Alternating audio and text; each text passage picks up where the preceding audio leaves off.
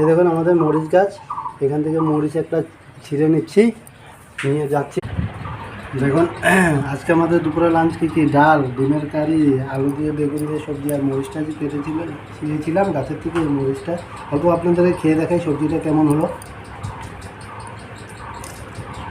ঝাল আছে, আর যেহেতু আমাদের গাছের, আর সবজিটাও খুব ভালো হয়েছে।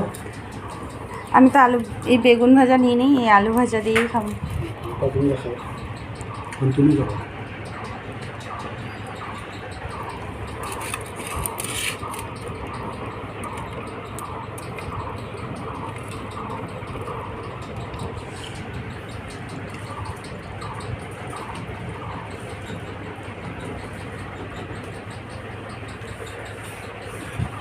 क्योंकि देखिए हम आपको लगातार दिखाते चले जा रहे हैं कि क्यों खरीदारी करनी इस तरीके से खाने में